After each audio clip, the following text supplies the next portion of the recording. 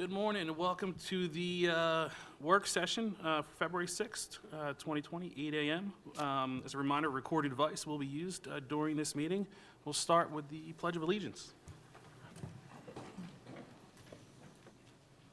I pledge allegiance to the flag of the United States of America, and to the republic for which it stands, one nation, under God, indivisible, with liberty and justice for all.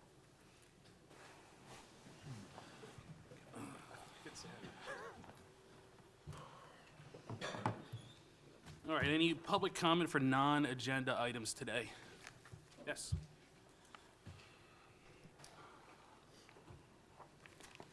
Wrong, 566 Reeds Road. Question, where are we with the traffic impact committee? I have not seen any action. I have not seen anybody having meetings, or I don't even know who attends the meetings, or if they're going to have, or do we plan to have a traffic impact committee? I'll leave it up to Scott. I know I'm going to be this year voted, well, I think I was last year as well, but voted to be the liaison for this. Right. With the part, I think, was it HUD that was actually running it, Scott? I believe he chaired the last meeting Which was that years occurred ago. in Right. 2014. I'm just trying to get it started up again. Yeah, I agree with you. I think it should be. It might be, we could add that with the task force meetings, so. Yeah, I mean, I don't have a problem. I think a lot of the same members are on that anyway. Yeah, And then so the I other think it thing would is, be- I don't know if we ever heard back. I know Scott had sent out an email, I think it was last year. Three emails. Yeah, about. Yeah, I realize that. I'm just wanting to, I'm being proactive. No, I trying got to you. get it I moving got you. forward again. I mean, I don't have, I mean, obviously it's a board decision, but I personally don't have a problem with conjoining it with the traffic impact with your other meeting as well. Yeah, because Jason's at the task force meeting, so that's nice. I think we're supposed to still have, someone in real estate, someone in development, Right. someone in the different And I trainings didn't, and whatnot. in the beginning of the year, I didn't see anything about a traffic impact committee and who was on it. So we should clarify who's doing it, who's not, and try to move it forward. So, so I guess for that, I guess, Scott, if you could just, I know it sounds like we're beating a dead horse, but maybe if you could send one more email and ask if the people that were on it in the past do want to continue to be on it. And if not, then we might have to go to Plan B and throw it out there in the news article.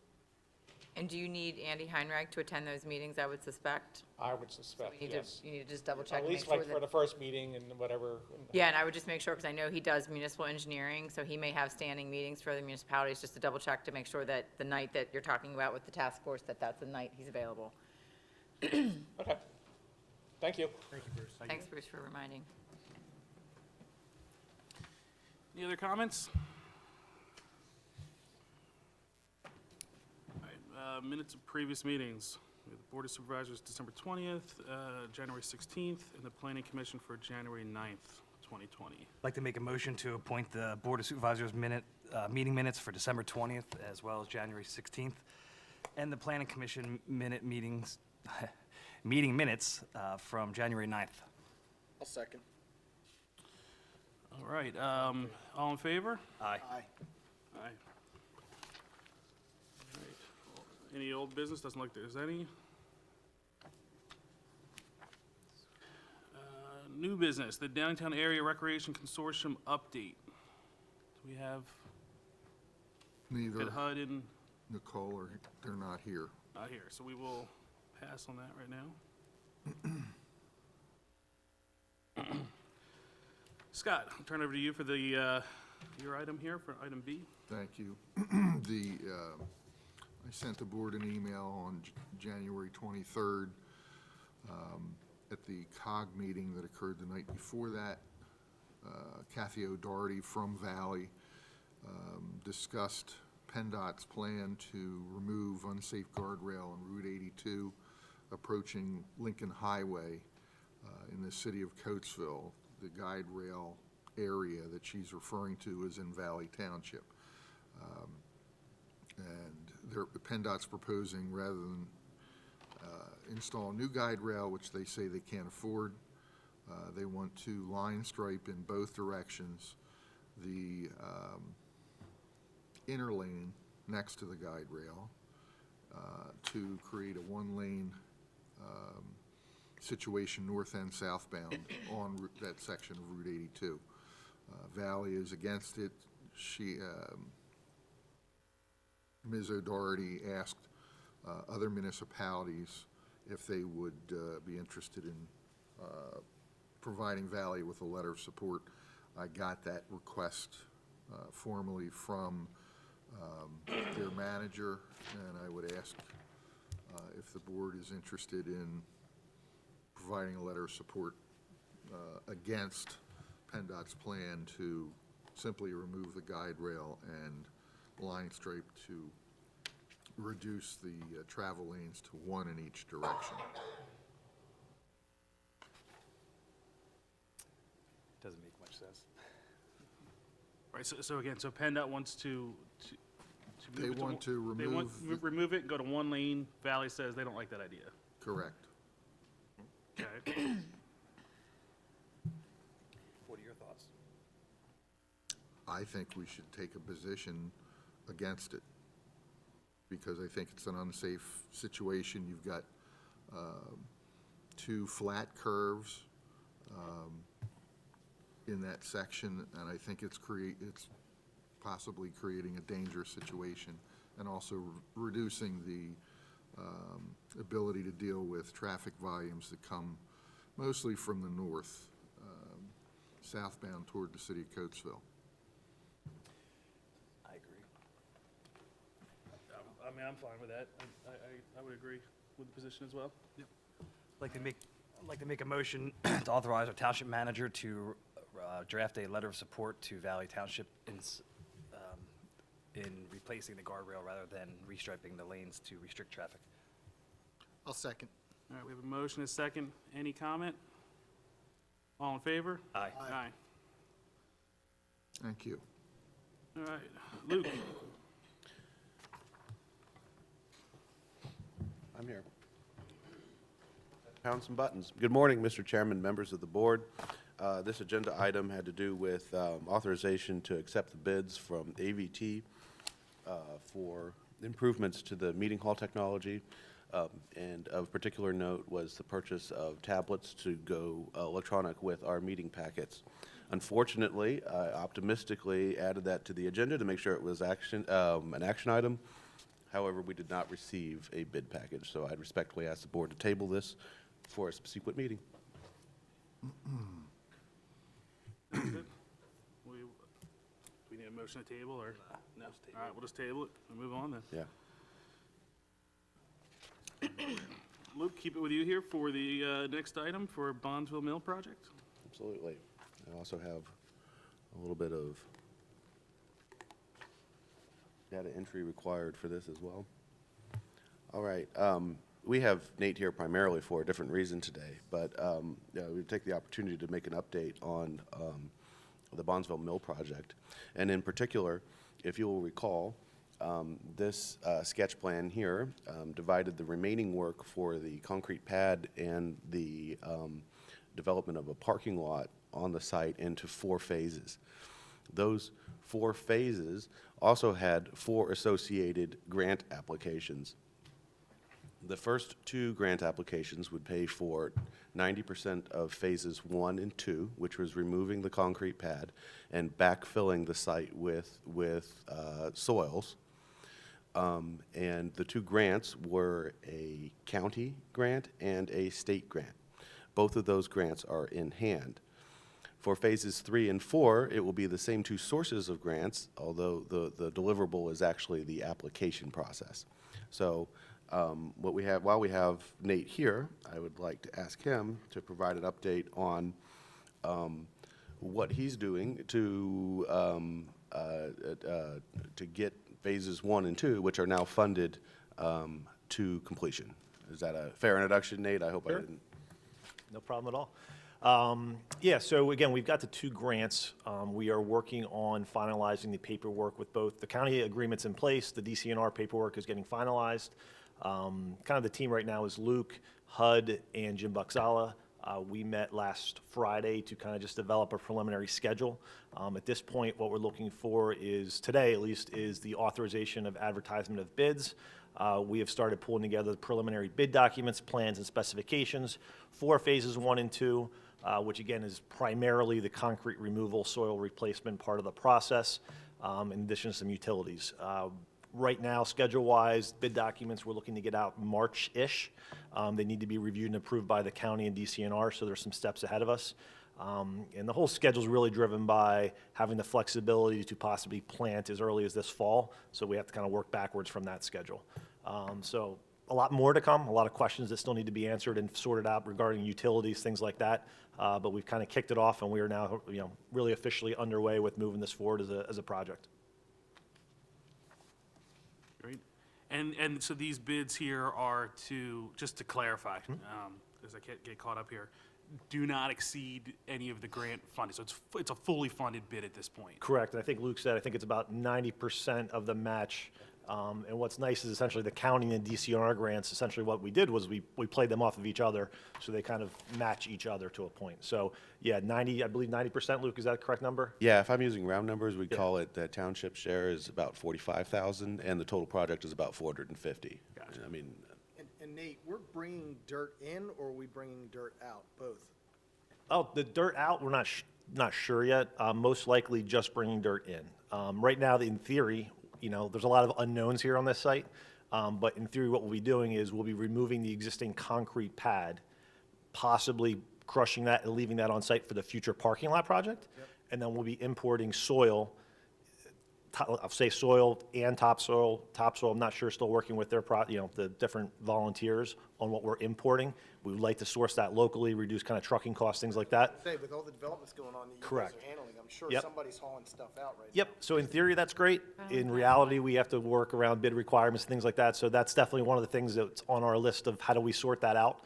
But we have requirements we have to meet that are minimum. So it'd be nice to get the guy down the street and get the dirt, but sometimes it's not as easy as that. Yep, okay. And can I just clarify so that, I think I was confused myself, and I just want to make sure the board understands. You're asking them to authorize you to go ahead, once you prepare the bid documents, to advertise them in the paper? Correct.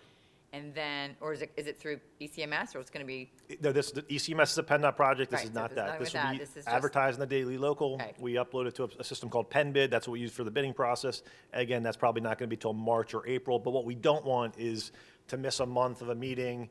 The March meeting gets canceled because of a snowstorm, and next thing you know, the whole project gets pushed back another month. So we want to just get that off our But- plate now. so you have estimates for what you think this work will cost? Correct. You'll bid it out, and then it'll come back to the board to have For an to award. actually award the bid? Correct. And at that time, if the numbers come in way higher than what's estimated, you still have We can an out. award all, part, or none of those documents, Yeah. exactly. That wasn't clear to me on what it was on the agenda. So it's really just saying, when, Pannoni, when you get everything pulled together, you don't have to come back to us to say, go ahead and advertise it. Go ahead and advertise it. You'll come back to us when the bids are in, and you'll be able to evaluate whether the grant funds are sufficient to cover the costs. Correct. And once we have those bid documents finalized, we'll provide copies to the township. I can provide electronic copies to everybody too. Okay. Make a motion to authorize to advertise the bids for Phase 1 and Phase 2 for Bondsville Mill. I'll second. We have a second on the floor. Any additional comment? Seeing none, all in favor? Aye. Aye. All right. Luke, the treasurer job description. yeah, so this is actually an item that's included in your packet, albeit at the last possible moment. There is a draft job description of a township treasurer. It's 4 pages in your packet, and this reflects some work I've done coordinating with David Wogelum of Lafayette College to develop a job description that kind of splits the difference between what is a finance director and what is a bookkeeper. Although the agenda item today anticipates permission to advertise, I'll be the first to tell you, I don't think it's ready for prime time, and I don't think the board should be asked to do it on such short notice. So my apologies for the late addition to your packet. I'd like to give everybody 2 weeks to think about it, and then maybe approve it in 2 weeks. Is that sound about appropriate? Yeah, I'd agree. A chance to read it, and then at the regular session, we could hopefully move forward with something at that point. We'll go ahead and table this item.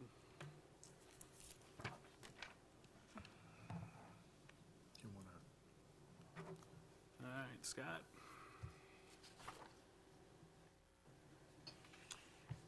Okay, back on the agenda. In your packets, you have an application for volunteer positions for Jay Fisher. The ordinance task force has met and would like Jay to remain on the task force. I believe the Open Space Committee meets tomorrow night, so we'll wait for their recommendation. But the task force has recommended that the board appoint Jay Fisher to continue as a member of the ordinance task force. I think the open space is tonight, too. Well, Or whatever, yeah. I talked to Luke, and it would be appropriate to wait until the Open Space Committee makes their recommendation to the board. So I'm asking on behalf of the ordinance task force that Jay be appointed as a member. Well, I'm just going to say I am against that. I think he's made some poor decisions on behalf of the township in the past, and I think some of those decisions we're still dealing with. I don't think that we need to continue down that path. I'm okay with recommending Jay for ordinance task force. I think clearly anybody who wants to volunteer for this township is doing us a huge favor. What's the size of the ordinance task force? About how many people are we talking here? Right now, we have a core group of 4 or 5 Okay. that attend, outside of consultants. Okay. I mean, I'm okay with it. I mean, I think at the end of the day, you know, I agree. You want as many volunteers as possible. Any final decisions come through this board, right? Is it that the ordinance task force can't It's a make, recommending it's a body. recommending body, so. Right. I'm okay with that at this point as well. So, So I'm not making motions. wanna make a motion? Yes, you want to ask? I'll make a motion that we approve Jay Fisher for the ordinance task force. Any public comment or additional comment on this item? You need a second, Ken. I will go ahead and second it then. All in favor? Aye. Nay.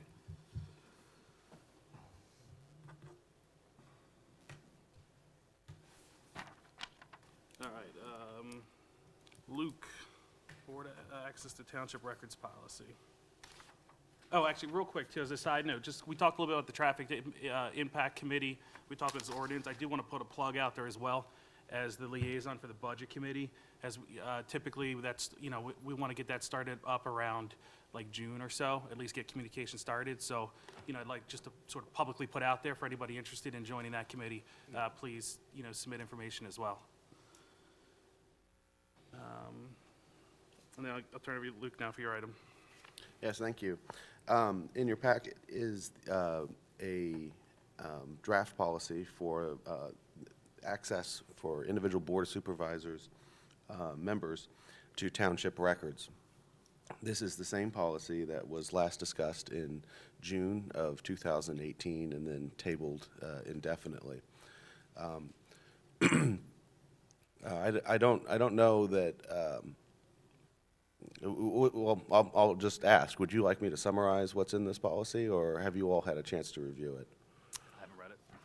You have or have not? Have not. I've read it, but if you want to go ahead and just summarize it real quick, I guess. Okay. I had recommended this policy in early 2018 as just setting some understanding to protect both the Board of Supervisors and staff in regard to access to records after hours. I can say, speaking on behalf of staff, I don't think that there's any records in the township building that the Board of Supervisors should be denied access to. I think you have a vital role in the oversight of township operations and the supervisory role of those that you hire to administer the township. That said, individual members of staff are custodians of records that we're responsible for. And I think it's a reasonable ask that items such as records that individual staff members are responsible for do not leave the building. I think it's a reasonable ask that these records are accessed during business hours. And I think that, as we move more and more digital with Laserfiche, I think it becomes possible for us to share those records at any time. I think it's reasonable for members of the board to ask staff members to do original research. But I feel like if the board does ask individual members to do research, the results of that research should be shared with all the members of the board. So these are the sort of things that are outlined in this proposed policy. Fair synopsis? Well, at first, I'd like to start off by saying that I think we can all agree that the 73 filing cabinets that are currently within the township's open layout have never been locked until I became supervisor. And I actually was interested in knowing the past, the ins and outs of the township, spending time there, and I think that's what started this thing. I agree with some of this. I disagree with some other parts of it. We're not in 7th grade. We're adults. As far as someone takes a file out, I'm pretty certain that they can put it back in the correct place. Maybe we can color code it. But as far as HR and sure, they should be locked. I understand that. But as far as vendor invoicing, most of that, the invoicing before it even gets placed in the filing cabinet number 2, it's already entered into QuickBooks, so there's no really risk of someone coming in to remove a document in its entirety. With that said, I understand my request to have a key left in the mailbox. Didn't feel comfortable doing that, maybe because the mailbox is open to other folks who have access to the township building. But I think that if a supervisor has a day job, and which I believe all 3 of us do, I feel that we should have a key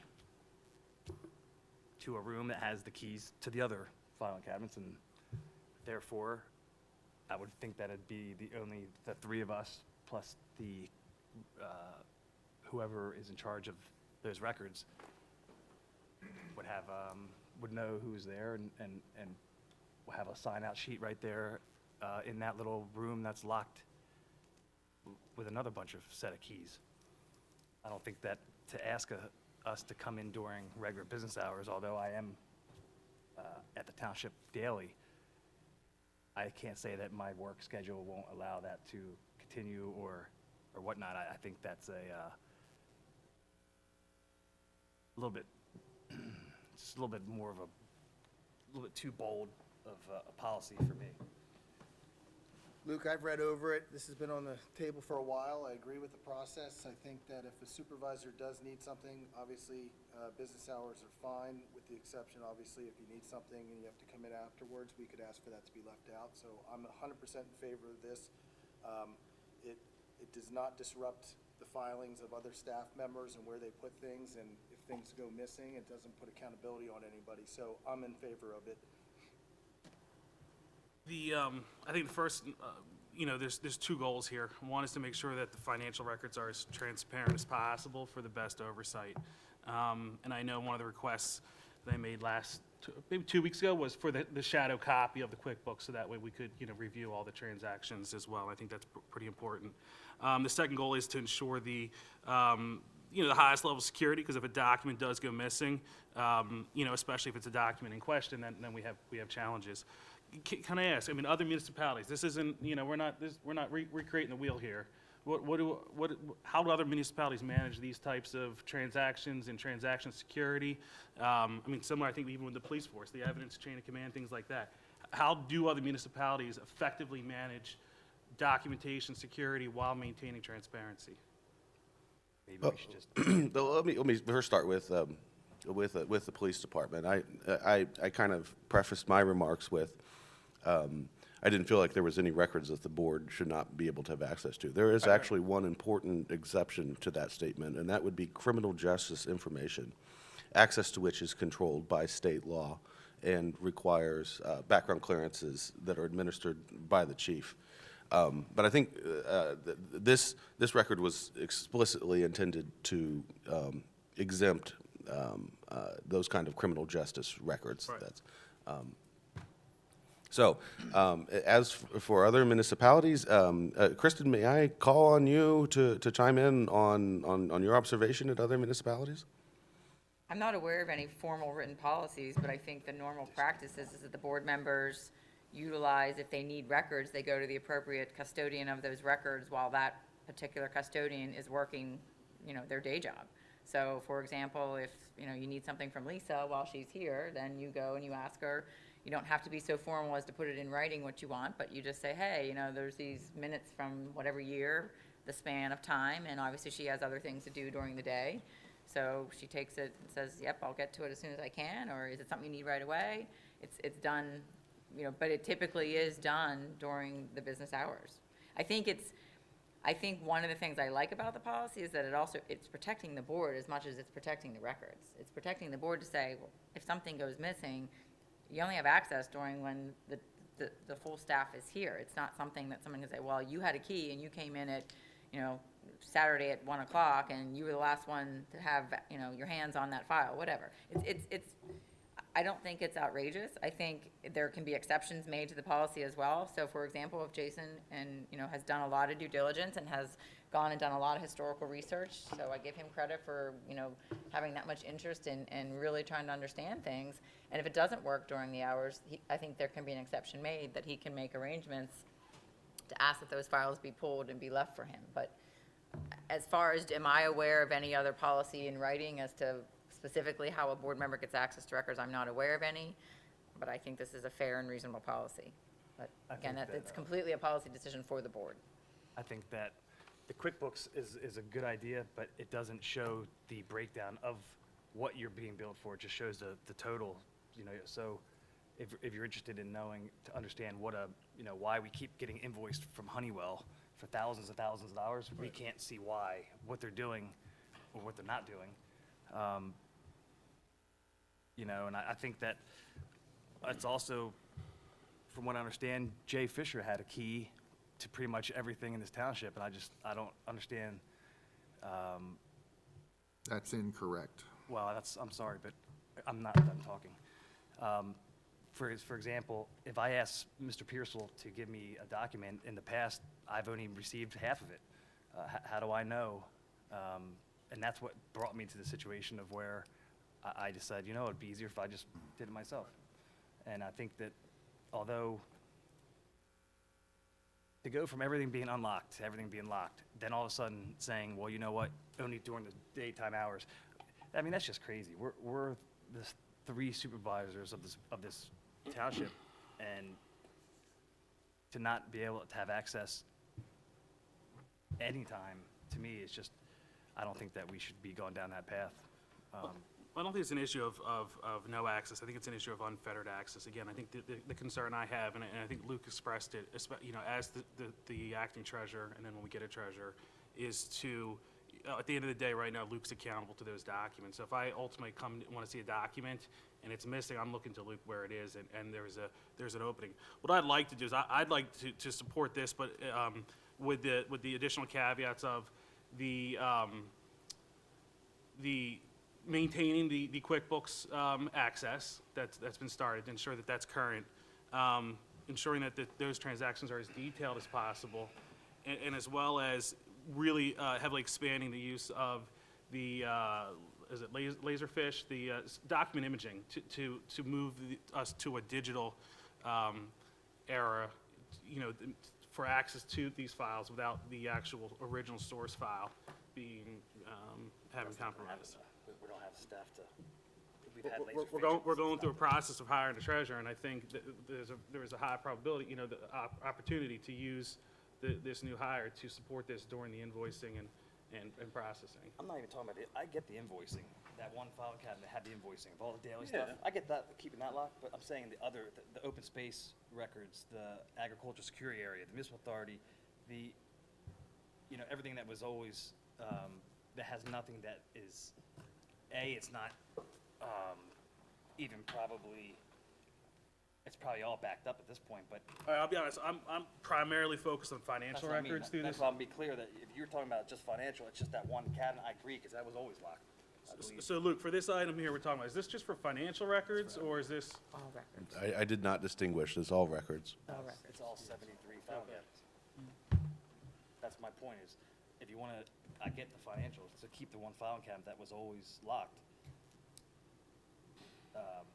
That has all the minutes of every meeting, has all the financials, has all the accounts receivable payable, before it goes into Laserfish or QuickBooks. But your opinion? as far as all the other higher cabinets, the second class code, you only need to have our ordinances locked. So, you know, to lock everything, I think is to me, is a little bit overkill. I think that financial cabinet But should be locked. here's the problem. You also have other volunteers. You have numerous people in this building 24/7. I don't think you're thinking clearly on who's in the building at all times. There's, at any given day, 15 to 20 people after business hours in this building. So you're basically giving unfettered access to everybody. If you, No, I'm saying keep How it are you locked in not? it. Give me a key that has, that, where all the other keys are, and we have a lock to get in that box, and we do one at a time. It's not unfettered. I'm not saying, oh, keep them unlocked. I'm saying, and you're have the still going to keys hold staff accessible. accountable for documents if they go missing? What document? We're ultimately responsible for the township. The supervisors are. Who's accountable for the documents? We are. We are. Yes. But who do we put in account of the documents? Staff. Yeah. So what I'm saying is if a document goes missing, who's going to be held accountable? If you don't have unfettered access, if Ken doesn't during, if we don't have unfettered access off business hours, then there's no accountability. We know we signed it out through the staff member, or the staff member had the access to it. You don't know that because no one's keeping track of the sign If it's out. locked up, you don't have to worry about it. Kyle, okay, because I like to look at documents and you don't, what's the big deal of keeping something locked? It's locked. But we have a key to that lockbox that has the keys to every filing cabinet except for the financials. I mean, that's, to me, is, it's been like this So you're okay since with? every day up till HIPAA 2018. HIPAA violations are okay? HIPAA that's in the same filing cabinet financials. That's still locked, all times. I'm not okay with it, but that's just me. Well, I think answered the every other thing- question to make The you other feel thing too, to comfortable. look at, like, you guys are the board now, but you're setting policy for whoever it is that's sitting in your chair. And there was never policy up to this point, though, so why do we need to Because there were now? never board members who were looking at it, it didn't come up as an issue, Jason, it just didn't come up. I think the need for the policies, because questions have come up in over the, I mean, I've been here a month now. HR, there's been- for finances, it's all in that one filing cabinet. Everything else is just, is our committee information, our open space, our trails, it's all that information. And it's always been unlocked till 2018, until that one Friday afternoon, when I asked to have leave the filing cabinet open, and Mr. Pearsall decided to take it upon himself to let staff go early and lock every cabinet. So, So you were here we are. You were here then? When? At night, so you know what happened? It was a Friday afternoon, and he admitted to me Monday during a 2-hour conversation we had with Kyle. Any I other don't know, like I questions? said, I'm okay with the draft, Ken. If you know, it's your call. If you want to tweak something, I heard you earlier say that with your recommendations of the mandatory, with the maintaining the QuickBooks and the keeping it as detailed as possible. Yeah, I think maintaining the QuickBooks as detailed as possible and moving towards document imaging of really as many records as possible, especially, you know, important ones. I'd like to support this and just play it by ear, you know, see how we work. We need to amend it, we amend it. I think this is how ultimately the board's been operating for the last 2 years, from what I understand, even though this hasn't been an official policy. So at least let's make it official, and then if there's specific items that come up, if we identify there's certain things, I think we can amend it accordingly to make it work for folks. All right, so I will make a motion to support the draft for the board, the draft policy for the Board of Supervisors for access to township records with the additional recommendations made by Supervisor Adder regarding the QuickBooks and the keeping as detailed as possible. I'll second it. Any additional comment? All in favor? Aye. Aye. No.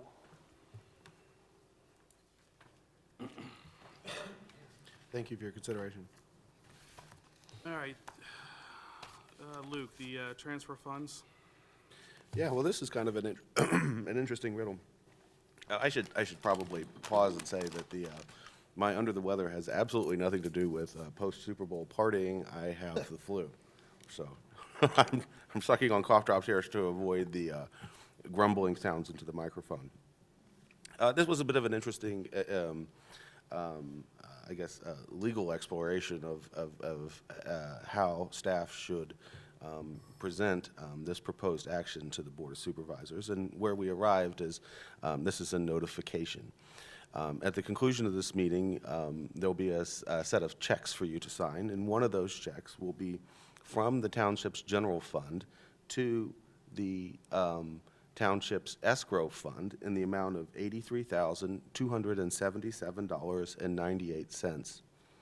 That balance represents the monies deposited by applicants either for land development, stormwater review processes, or other zoning permits. So it's basically other people's money in the general fund.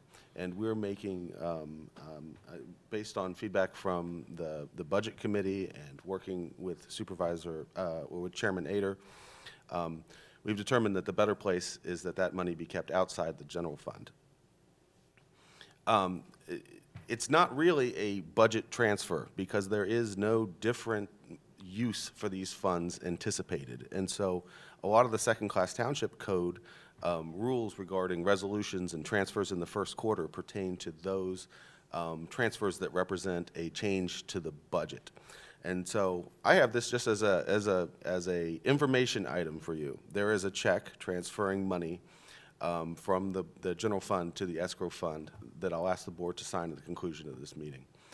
Kristen, did you want to chime in at all relative No, to the just that manner? Luke and I did have a conversation about it. We talked it through. We looked at the second-class township code together, and I concur that the way it's just notification that these funds really are designated for specific developer accounts, and they're used to pay the consultant fees when either myself or Nate or Cedarville Engineering reviews things. Those funds are used to pay those invoices. So it's not like you've budgeted in a certain line item and now you're switching it to another line item. So I think just notification is fine.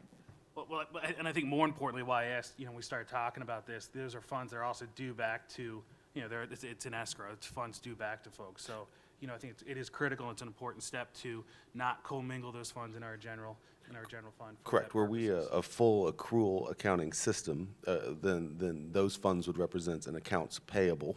Correct. In as much as there could be a run on the bank and every developer could ask for their money back at the same time. Correct. And it's best financial practices to have an idea of how much of the balance of the general fund constitutes other people's money. Correct. At the end of the day, it's a liability due back, and, when we're looking at our cash position, we really shouldn't be looking at that for that purposes, so. And the one thing I will say in talking to Luke is that your staff does do a really good job of keeping track of the invoices that are coming in for a particular developer and making sure that they're paid through those escrow funds. That can be a difficult administrative task, and I think it sounds like you guys have a good handle on that. All right, so it sounds like there's really no motion or anything, that's informational purposes, right? I would just like those words in the minutes for posterity. All right. Okay, and then, so I think the big ticket for today then, we'll move into the subdivision zoning applications, NVR. Kristen? So NVR's represented by Lindsay Dunn, and their engineer Adam Brower's here. They're going to explain where they are in the process. I did, and Ms. Dunn knows that I had a draft motion prepared. Obviously, Nate's office helped considerably on this and did the heavy lifting. And they have issued 2 review letters, both dated February 3rd, 2020. But I'll let Lindsay sort of explain where things are and also go into some of the waivers that they're asking for. Hi, good morning. Thank you, Kristen. So looking at the February 3rd Pannoni review letter, there are a couple of items I wanted to discuss with the board, and then I will ask for the board to make a motion to grant preliminary plan approval, subject to certain items being handled during final land development, that process. So the first thing I'd like to draw the board's attention to in the review letter is 16K, which relates to the township's requirement to provide active open space. That is both in 399-102.6 I-7 and 399-58C5-1. Those sections, one relates to the zoning ordinance in general, and then one is specifically relates to the AQRC overlay district. And a portion of the common open space area may be designated and designed for active recreational use to serve the needs of the residents of the development. So I would submit to the board that our plan certainly does that. There is a trail that runs throughout the community, as well as a swimming pool, pickleball courts, tennis courts, and in addition to serving the residents of the community, as the board knows, the trails are also open to the public. So we're also serving an active recreation function for the township residents at large. The reason why that is, I wanted to bring that to your attention is because then it also relates to 31, comment 31.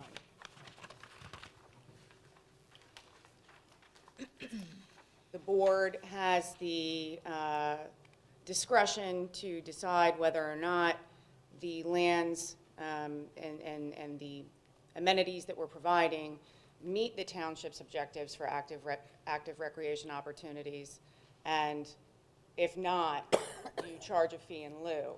So it would be my position, our position, that we certainly do. I think we go well beyond the township's objectives in terms of provision of active recreation. And I do have a breakdown, I don't know if it's in your packets, just in terms of what is planned and what it's going to cost to implement these things. Kristen? Can I- Yeah, that's fine. I mean, I have it here. Is this what, is that? Yep, that's it. So let me just help Lindsay here for 1 second. In 35050, which is the provision of the SALDO that talks about recreation lands, paragraph A says, under residential subdivision and land developments, in reviewing a preliminary plan for a proposed subdivision or land development for residential purposes, the Township Planning Commission and the applicant shall consider the needs of the prospective residents for recreation lands and facilities and shall discuss their findings in relation to the requirements of this section. Particular attention will be paid to identify the need for active recreational opportunities and meeting those needs, whether on-site or off-site.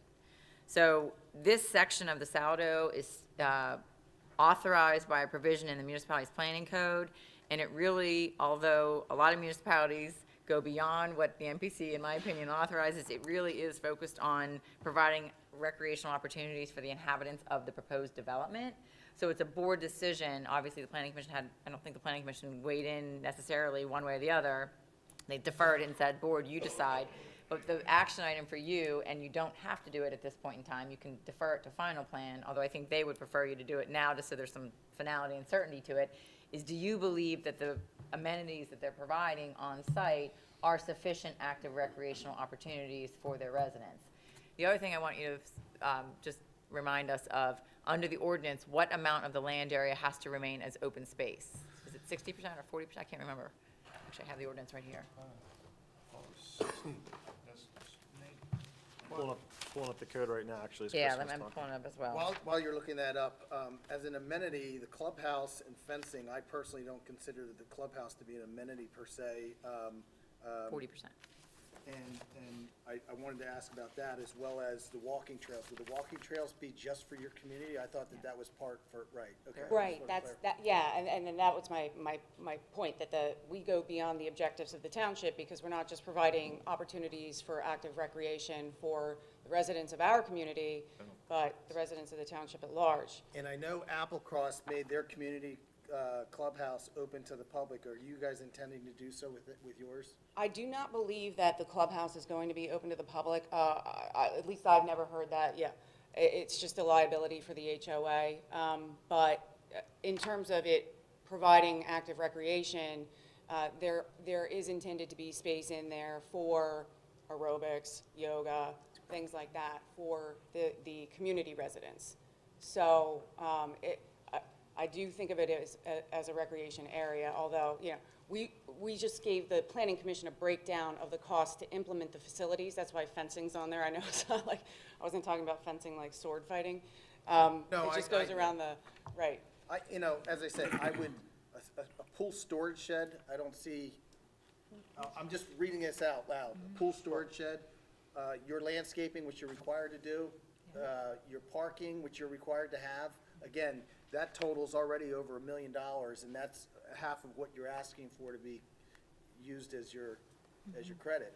Oh, no, it's not a credit. I mean, we're not talking in terms of dollars and cents. We're talking in terms of the ordinance expects you to provide active recreation opportunities for the residents of your community.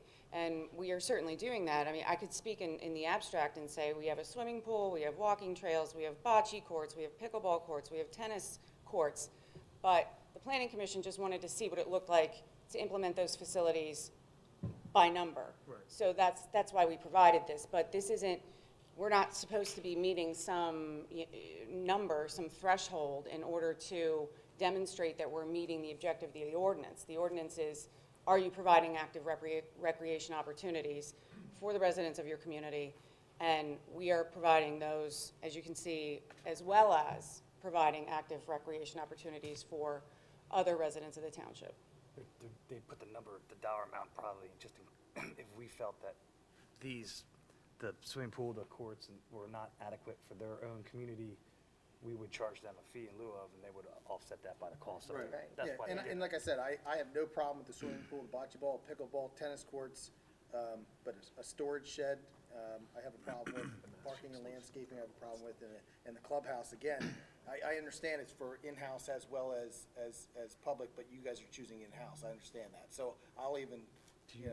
Do you think a swimming pool, the bocce court, the pickleball, and tennis courts, do you think that's, and a clubhouse to play cards or aerobics? Yeah, is I that agree with enough? Do you think that's adequate for their community? Yeah. That's really the question. That's what they're, Yeah. I guess, the main I would say, I objective mean, is. by sheer definition, you know, an adult active community, literally, this is by definition what they're selling, right? You know, you're selling these amenities to folks. So, Right. you know, I'm certainly new to this process, but it certainly seems to meet the spirit of what the ordinance is trying to do versus just sort of a standalone, you know, townhome unit with nothing out there, you know? Right. I think it meets that requirement. Any It has a additional- lot of stuff that I don't have.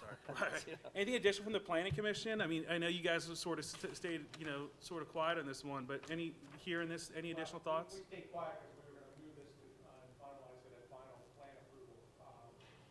I think to look at the fee in lieu of what would be the calculation for the. I don't understand how you do that. Site. Bruce, I don't think it's, I know that when I represented an applicant here, I was very confused by how you came up with it, and I'm still reading the ordinance today. I'm still not even understanding how you did it. I know Nate and I did it for Mapleview, and I remember being very confused by the process. $2,000 per unit. Correct. But that's only if they're not providing anything. So the fee in lieu of is if they're not providing anything on site, and they say, you know what, we don't have any land area, we're not providing any active recreation, and therefore, here's the fee we have to pay.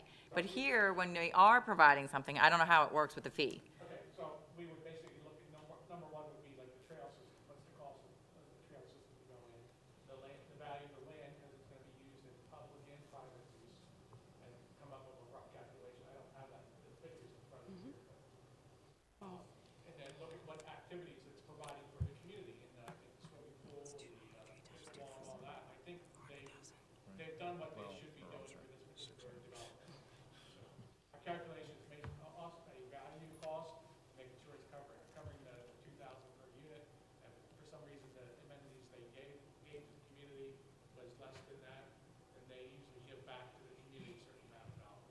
So based on what Mr. Rawlings is saying, if we weren't providing any active recreation opportunities in this community, then $2,000 per unit for the number of units we have would still be far less than the total cost of the amenities we're providing. I'm not saying that we should be thinking of this in terms of dollars and cents. I'm just saying if it's easier for you to think of it that way, that would be approximately $600,000. What's the number of So if you- units? 297? 294.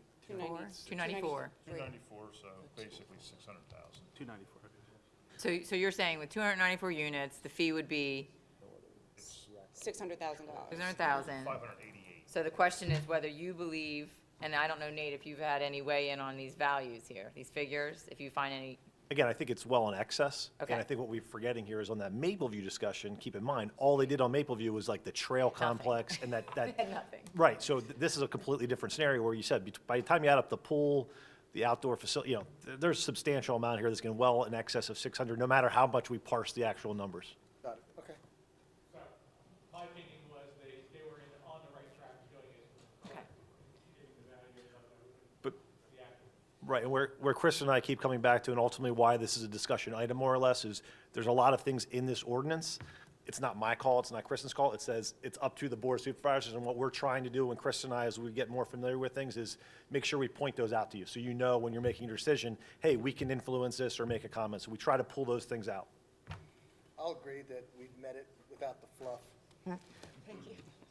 So if that's the case, my draft motion, didn't know how this discussion was going to go. You could actually get rid of paragraph 14 then, that you would feel they satisfactorily complied with 350/50. So that whole paragraph could be deleted in the motion. I have extra copies of the motion if anybody needs it. What paragraph? 14? 14 on page 5. So, Hang on, we got a lot of papers up here. This one starts with Lisa's palette. here, on the front. let's take this one. You need Which one. is that? All right, yeah. I agree with that. It seems. Okay. 14.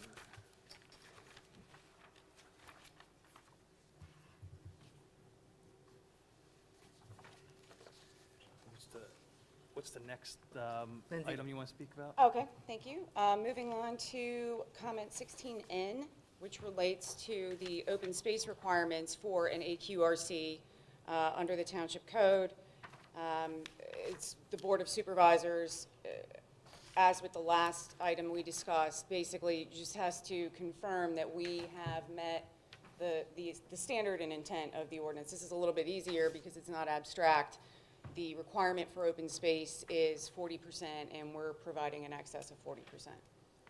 So I would just be looking for some confirmation as we move towards final. You meet the code. No, it has, there's all kinds of stuff in the ordinance, I think. Do they it's meet not. that? I think they do. Do you have do you have a ballpark percentage at this point with the 40, current plan? 45, 45? approximately, 45%. Yeah, they're definitely in excess.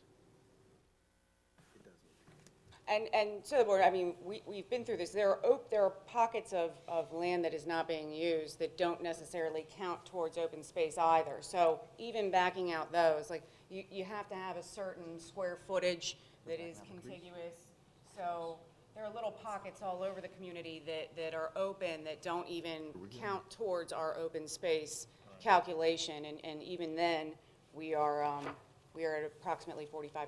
Yeah, and again, what this code section is really saying is that if the board determines that, hey, we don't want this open space, or this open space does not meet the intent of the code, or this is a waste of space, you could require a FIA LUA instead of open space. But again, they've laid that out and they meet all the requirements for open space, so it seems a little bit pro forma. But again, just making you guys aware of that option or availability in the code.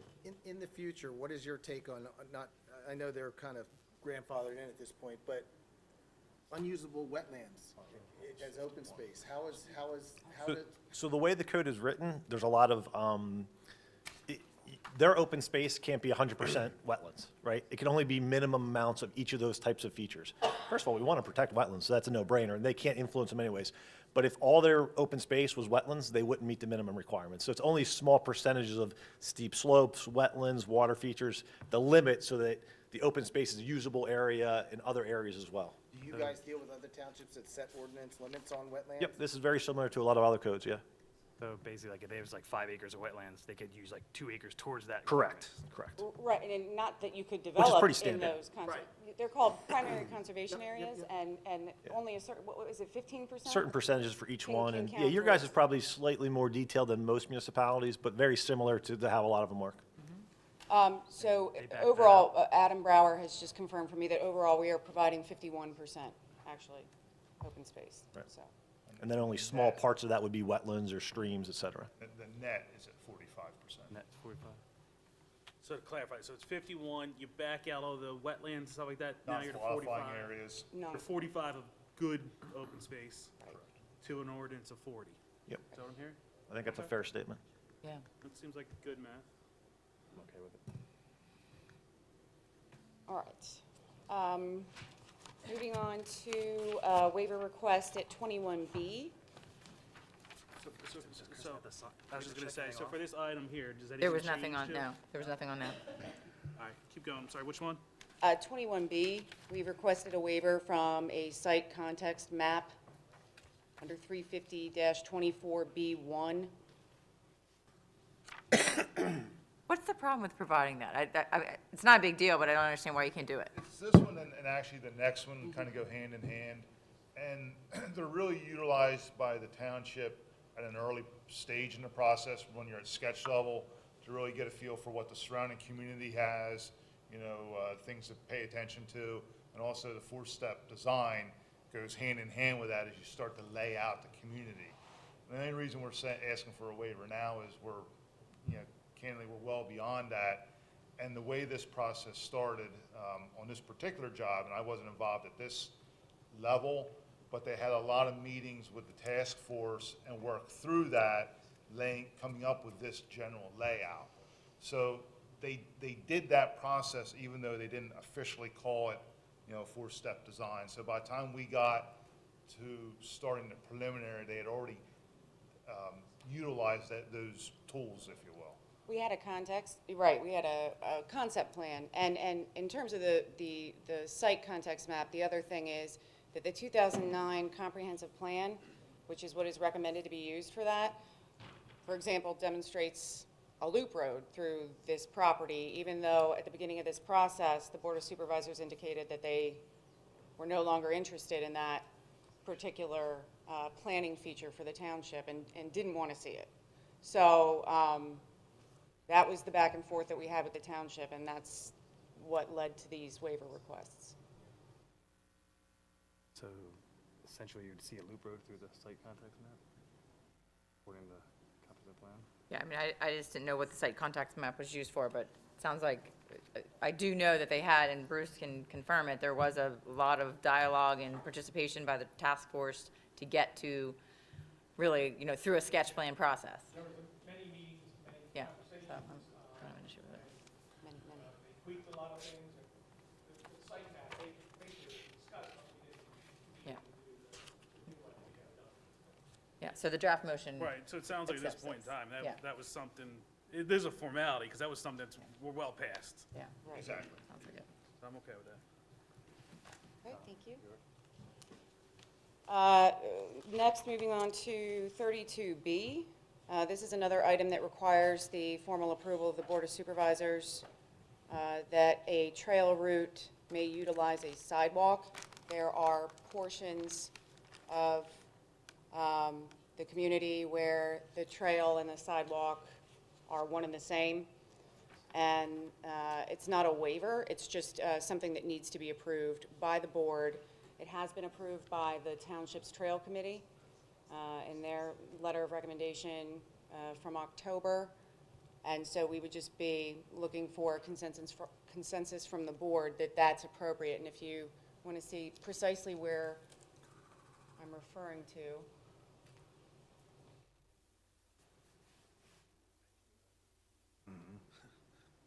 Oh. We can project, but we can't zoom, so that's Oh, you about can't as, zoom? that's Oh, about okay. as good a resolution as we're gonna get, unfortunately. Oh, okay. Maybe hold it up then. So here, show them and I'll hold it. So if this is, we're looking here, this is Reeseville. I'm and Bollinger's running along the bottom, and Adam will show So- you which portions. Right, so we have the purple, which is the, different classifications of trails, the purple being the bike route, which would run along Bollinger, ties into the trail network on the opposite side of Bollinger, and then comes across, continues down Bollinger on our side, wraps all the way around along Horseshoe Pike. We have a connector that's also going to serve as an emergency access, but a connector paved trail going out in that location. This is actually, this stretch is actually purple also to be paved. And then we have the trail network running through the riparian area. That's going to be a naturalized trail. And the question really at hand is that the trail, the way the code reads, this should be a trail and not a sidewalk. And in certain areas, it's sidewalk.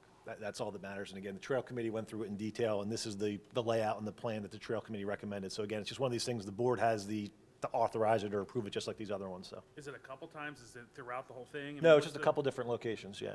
Generally, the trail, there's meadow trails in the riparian open space areas. The perimeter trails are asphalt trails, and then some of the ones on the interior closer to the residents are sidewalk. When you say meadow, meaning grass? Right? Is that what we're doing for the riparian trails? Correct, in the Yeah. riparian area. Like along the Has to be stream, along the stream maintained. corridors? Then how would that be maintained? HOA with a, I think I have it as a set height, can't get beyond, Do you know off the top of your head what that is? I don't, I want to say 2 inches, but Okay, yeah. I was But you gonna can say- change that. If No, you I would wanna want to change make. that note. I would want to make sure that this isn't something that you're going to let it grow, 18 inches and people say, I'm not using it, and then it Exactly. does, you know what I mean? So I would just like to make a note on that, that not to be maintained at 3 inches or less. Yeah, and we still have to do, at the final plan, we still have to do HOA maintenance documentation. There's a lot of paperwork that still needs to happen, and we'll make sure that gets addressed. Might even want it a little higher, it's a little soggy, you know. Well, I'm just concerned with if it gets too high, people say, oh, I've been there a couple times, you can't even use it, it's weeds and, Right, and then it next no thing longer you know. feels really to keep it dry and everything, Yeah. you need to have short Yeah. grass so Yeah. it dries out, Yeah, I would be okay as long as it's 3 inches or less. Is the board satisfied that the trail can intersect and be the same as a sidewalk at those certain portions that we've indicated? Yeah, so the trail committee submitted a formal, like, okay, Yeah. if they're good with it, I'm good. Okay, thank you. Did you have something you wanted to add? if we're doing waivers. Oh, I didn't even catch that. What is that, 27? Okay, thank you. Turning, I unintentionally skipped over 27D, which is a waiver request from Section 35040O. That code section requires all new driveways to provide a minimum L-shaped backup area of 30 feet in width and 30 feet in length, and a 15-foot turning radius. And we're asking for a waiver from that requirement due primarily just to the Type of logistics of this it community. is, Yeah, it's with a little bit the more houses app- close. Yeah, probably more applicable to your standard 1-acre lot subdivision scenario, whereas in a townhouse community, that's not really practical. Applecross even has. Did you No, have I an don't- issue I with don't it, think Nate? so. Do you I have don't an have an issue issue from a with it, no. safety? This is, no, this Okay. is standard issue for this type of community, how they have it laid out. Can you go back? It's a little bit of a weird quirk in the code. So I put that into this, that you would grant that waiver, but I needed you to have discussion about it. But can I go back one step? Sure. And Scott, you confused me with your email to me. Does the section requiring a shadow analysis, is that still applicable to this plan? And do they need a waiver from that? I was going to get there. Oh, Oh, yeah, okay, I I'm- think that's comment 41. Okay, sorry. No, that's okay. So so are you guys okay with the So 27. 40.0? So 27D, L-shaped space, They will not have. we're good waiving it. Okay, so that's That's in my the, that's in the motion. Now, where was that L shape to be? On the road, or was it to be in the driveway? For the driveways. Not, I mean, it's not practical for this type of community, so the code doesn't really address that, but it's a weird code section there. that- Yeah, if they want to turf their yards, let them. Do it every day, Who said you did? especially on days like today. Okay, there are, so the board understands how I'm walking through this, I am intentionally not going through stormwater management and landscaping waiver requests because I think it's more practical to deal with those issues during final land development. Can you just hit this one now? But, Seedlings. oh, that's landscaping though. Well, okay, I'll go back to it. I think we do that later. 40, comment 40 is another discretionary item for the board. The township code gives the board ultimate deference, basically, for the implementation of community lighting. And so I would start by saying, first of all, that while I wouldn't necessarily characterize this as a rural community, I have noticed a trend of communities that are between more rural communities and more borough-type situations to have an increasing concern with light pollution. Would you agree with that, Kristen?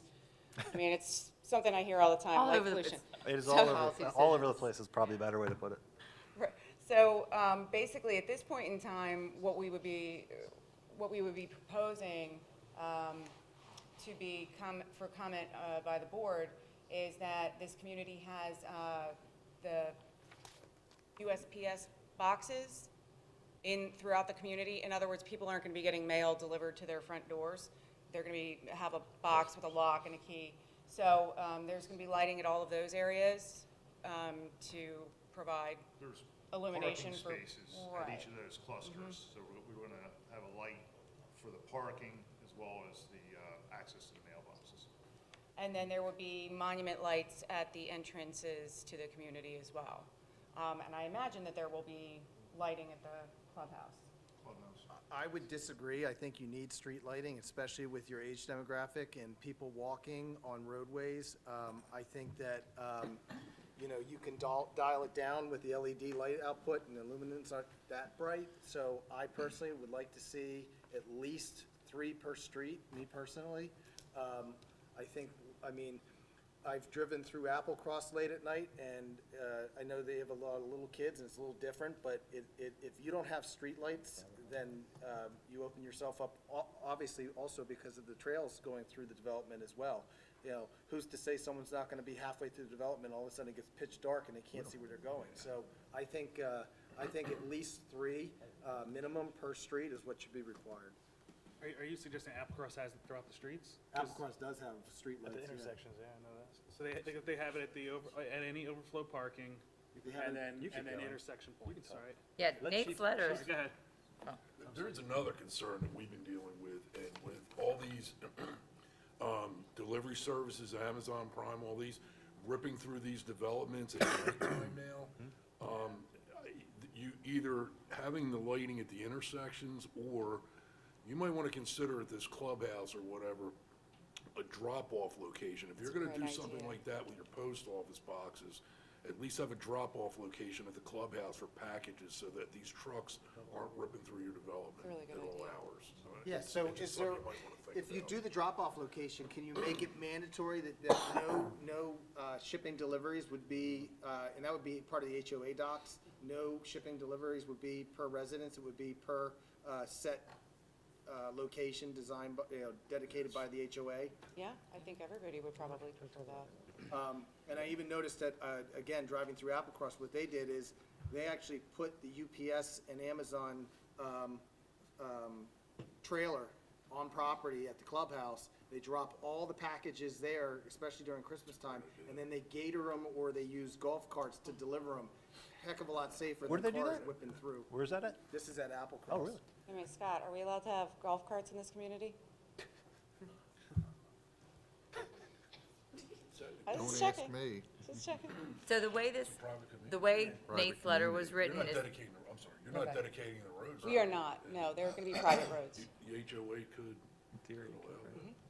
the way that it was dealt with in the draft motion was that it's left for an issue to just be discussed at final plan. Yeah, 1 second. Go ahead, Bruce. The way the planning commission left the lighting was supposed to be dealt with at final plan approval. Yeah, that's what I was saying. Not a preliminary That's plan. the way the motion's written. There were some discussions of placements and locations and all what we're having there. I think it'd be smarter to send it back to the planning commission to give you a plan of all the safety aspects that we've been talking about. Yeah, I agree. It sounds like there's plenty of discussion Yeah. even just now. And that's the way the So that would motion be- is written, because it Okay. basically just says comply with Nate's letter. Nate's letter still says it as a pending issue to be determined during final land development. Yeah, there's some middle ground there. It might be, intersections, cul-de-sac, entrances, mailboxes. Maybe that's it. I don't know.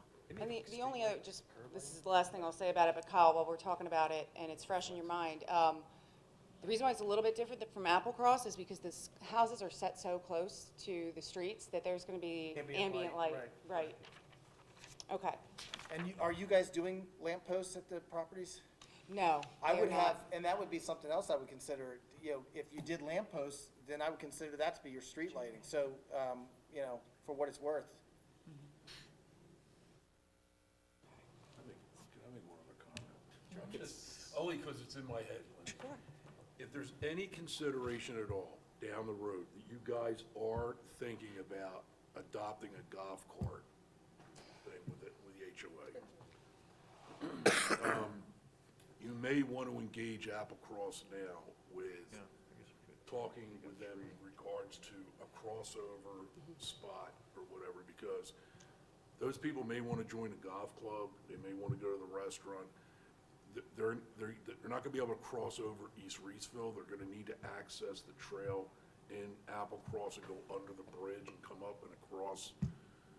We are providing a crosswalk at our intersection with Bollinger, and then continuing the trail, and that's a bikeway trail, so it's 8 feet, I wanna say, 8-foot wide paved trail. Is it gonna connect it all with any of the trails in Applecross so that the people That's the can intention, access right? and go under the bridge on East Reedsville? Not 100% sure where Just, their trail I'm goes. throwing it out because it's gonna come up. You don't want people, we're not gonna want people crossing over East Reedsville via Bollinger, driving on the roadways and stuff, because that level of golf cart's not permitted. They restrict their golf cart to a golf cart, not an NEV, and there's a lot of differences, rules and regulations on those. Okay. We can look at that. I'm the expert on that. Thank you. It's crazy. Okay, so we will defer that. The next is 41, which is a waiver request from Section 350-24B20, and that is a shadow analysis. You wanna speak to that? Is that the one that? you Yep, so talked about? that is in fact a requirement. I didn't know. It is or is not anymore? I don't know. Oh. Scott said that it had been. It is not? That's what I thought. Yeah, it Okay, was- so, right, because Jim Bucksala said that, I believe, at the Okay. planning. All right, well, then that can come out on page 6, that if it's not needed. And that's purely because the building height's not high enough? Is that what I saw in No, the the email? ordinance was changed to not even required anymore. Oh. That basically there was a policy decision that there's not a lot you do with, shadow analysis are more done like the Borough of That's just Westchester, a where bur- buildings yeah. are going to 90 feet tall, and you're concerned about them having a shadow over a 3-foot tall Close building. to a neighbor's property with your structure, are you gonna be casting a shadow half the day on their property? Yeah, that's. That can come out on page 6. The next is 43. Now, this is a pseudo landscaping issue, but it's something that I think we're going to need to have the board's feedback as we move towards final. There's a street tree requirement in the township's code at 350-54B that requires street trees to be spaced at 30 feet, every 30 feet. And this community, this type of community where the houses are closer to the road and the lots are a little bit smaller and the street frontage is less, we just don't think it's practical or aesthetically pleasing to have street trees crowded in at 30 feet.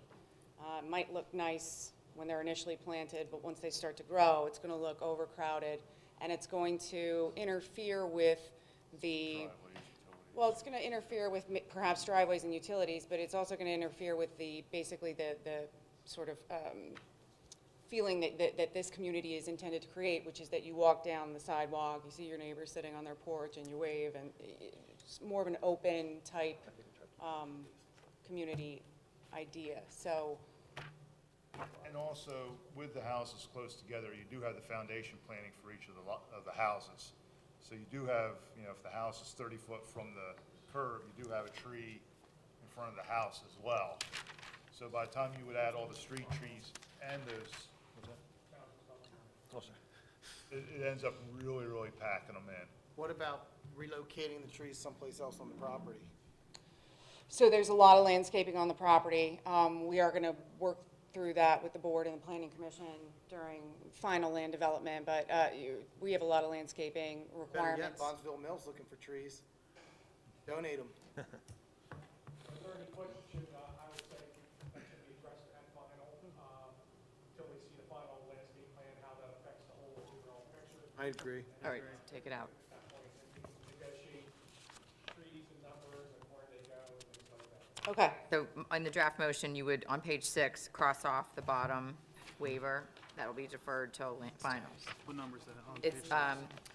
on page 6, it's right above 18, the last bullet point. Okay. I know, yeah.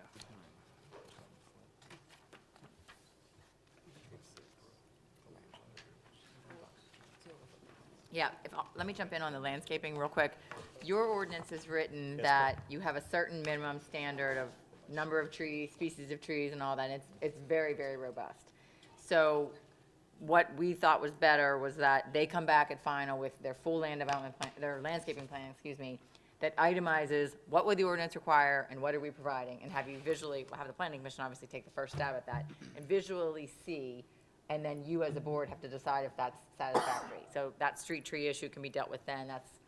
That's why this motion just says one of the conditions is the landscaping plan, and any waivers associated with it or any modifications needed from the board will be addressed at final land development. That's like, for the giant plan, we waived 827. Right, you gave a modification of that. Yep. And same thing for the daycare. Significant waivers were granted because. Right, and we don't have that math yet, Jason, but you're going to be in a similar path probably Yeah. with this Yeah. project. I know for that, it was 385 evergreen shrubs, 298 evergreen trees, and 144 deciduous shade trees. Yeah, and Right. depending on how the final math shakes on this, there's going to be some sort of math like that, because this landscaping code is almost, It's extremely difficult. very fit difficult to meet, all to be the- honest with you, yeah. And we keep finding that out with these projects as we try to plant every tree where we can, you know? Is that on the ordinance task force? And some of it's saldo-based, and one of the provisions is actually zoning-based, but it specifically grants the discretion to the Board of Correct. Supervisors for some reason. So I don't think that would necessarily be a waiver. That would be more in line with a modification by the board, and we will be seeking that Which eventually. is same thing we do with Giant, like Jason said. Which brings me to just the only other thing I wanted to place on the board's radar for purposes of this morning was the change in the plans to provide an easement from Bollinger to Reesville for future sewer needs of the township and the municipal authority. And that is it's not going to change the plan as you see it at all, the layout of the community. It's just going to require us to move around some of the landscaping that we had planned, because obviously it's not desirable to have tree roots growing where sewer pipes are and things like that. So we're going to move around the landscaping and then present it, work through with the planning commission in final. I think that's all I have for discussion, and if Nate has anything else he wants us to, or Kristen, I'd be more than happy to. No, I mean, I presented a draft motion to the board. I outlined the different latest review letters from the consultants. The draft motion would grant the approval, subject to compliance with all applicable code sections, subject to compliance with any outstanding comments in Nate's letter of February 3rd, both his full, however many page letter, 23 pages, as well as his shorter memorandum that really deals with stormwater management.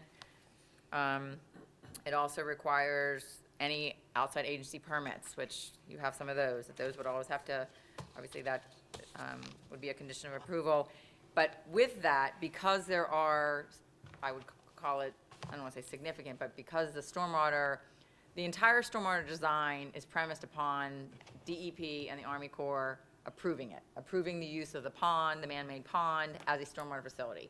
If they can't get those permits, which I know they've had some meetings, Nate's office attended, there's a feeling of comfort that they can, but if they can't, it could significantly change the plan. I think it could change your stormwater. Well, let me say that we've determined that worst case scenario, if we needed to rework the stormwater management facilities, enlarge them in any way, or add additional ones, what would happen is we would lose units. Right, and that's all I'm saying. I'm setting this Right. up to say that if in getting those outside agency permits, I don't want you or your client to walk away saying, we get 294 units no matter what. No. So the way I've worded this condition is, if as a result of getting those permits, the layout has to change or the number of lots has to change, you understand that. Yes. Because I don't want you coming back at final plan and saying, we get 294 units no matter what. So that's the way I worded paragraph 3, that's all. The one thing I would like to sort of understand the township's position on, though, is if we add a stormwater basin and lose 4 units to implement it, but just lose 4 units and don't change the layout of the road, we would not have to come back for preliminary No. plan. Okay, thank you. No. Okay, the other ones were compliance with some of the outstanding comments in Heinrich's letter, not all of them. Comment 7, comment 8, comment 11, 17, and 21, which were really the ones that were still outstanding based on his review. Compliance with Hydroterra's letter, except for general comment 1.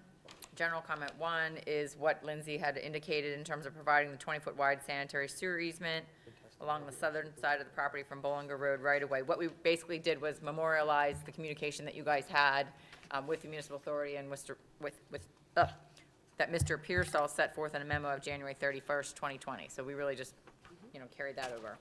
Paying the traffic impact fee based on 294 active units, although I did reference the fact that if that unit count changes, the traffic impact fee would change based on the ultimate number of units approved on the final plan.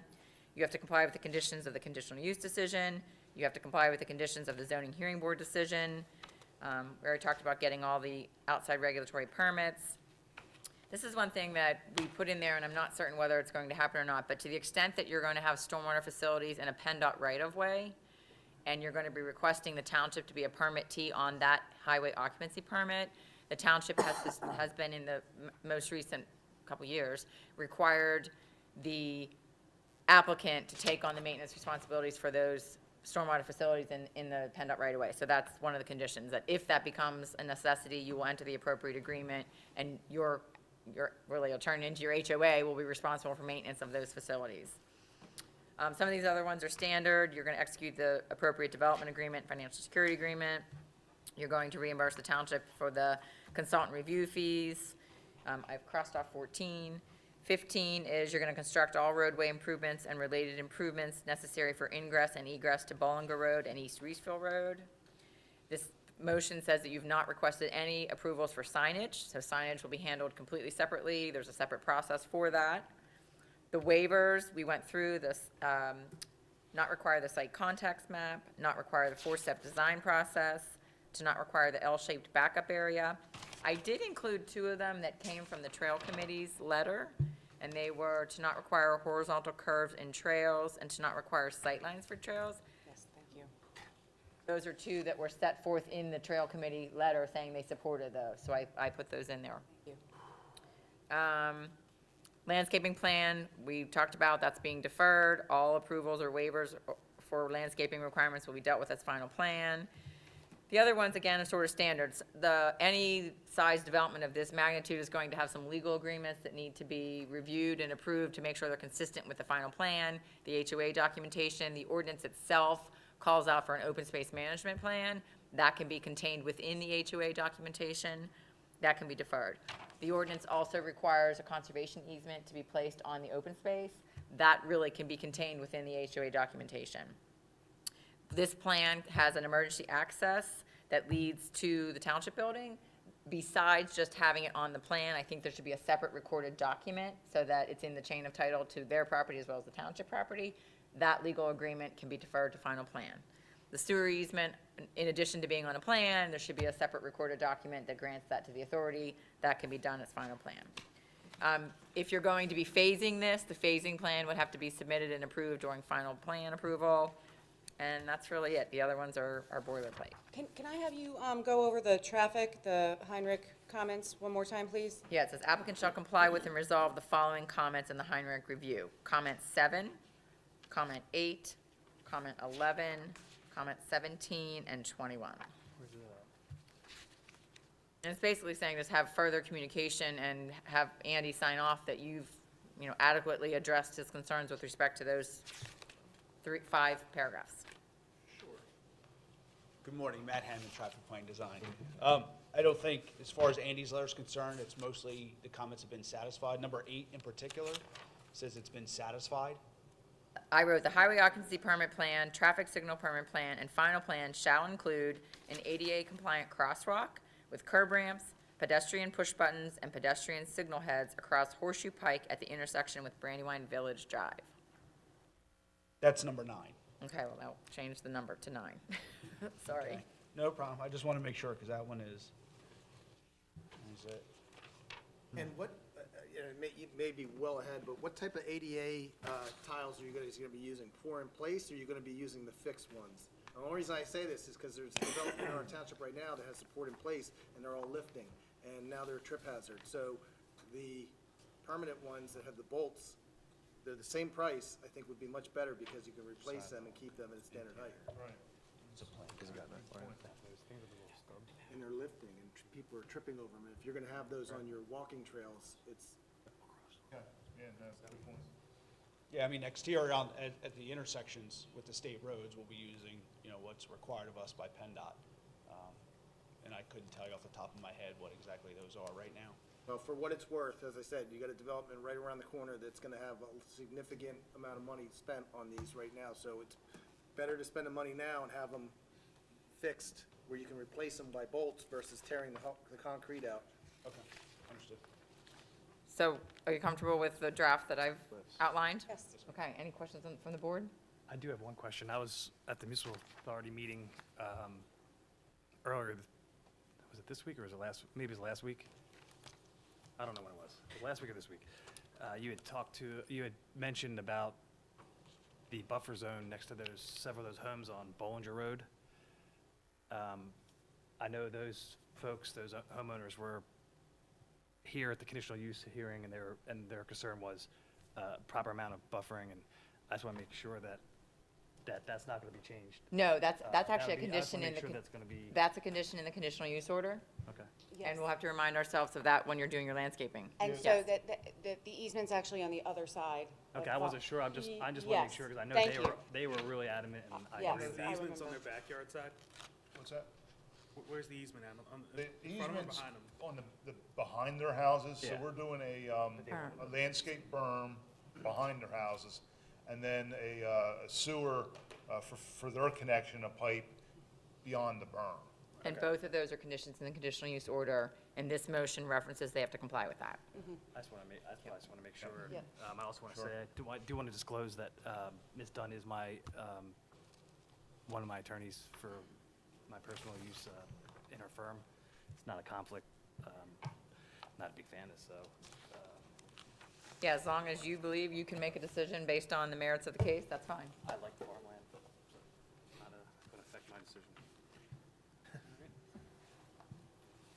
So an appropriate motion would be to approve the resolution as drafted with the changes that we went through as Ms. Dunn was presenting her case, which I can go back through. Page 3, under 4B, it's comment 9, not comment 8. On page 5, paragraph 14 is completely eliminated.